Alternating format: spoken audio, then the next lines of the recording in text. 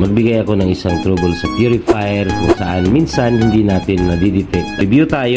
Optimum position ng interface is in between top desk and the desk stack. Ito ang lagi natin kinoconsider pag nag-troubleshoot, nag-operate tayo ng purifier.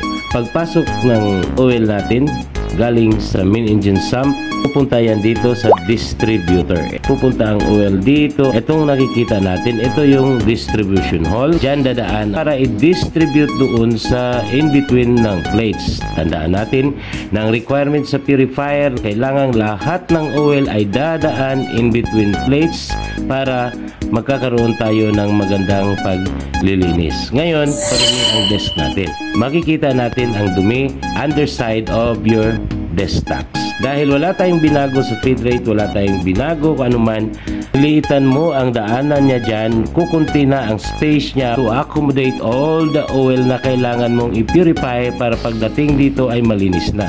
Ang mangyayari sa ibang oil na yan, hindi na makapasok lahat. Ang iba ay magbabypass na lang via the distribution hole papunta rito sa taas. Sabi ko nga na ang requirement kailangan lahat ng mga oil na yan ay papasok dyan sa mga desk. And since meron tayong nag-bypass na oil dito dahil nga niliitan na natin ang mga daanan ng desk na ito, yung iba ay tutuloy doon sa taas at hindi na siya ma-purify. Parang pump na lang ang function ng purifier. Worst case, itong oil mo ay itutulak niya ang interface na ito hanggang sa lalampas dito sa region ng gravity disk natin. Ang oil na ito ay lalabas dito at magli-leak out dito sa separated water outlet. Minsan sabihin natin na wala namang alarm ng purifier, pero bakit tumaas ang sludge tank? Bakit bumaba ang main lube oil sump natin?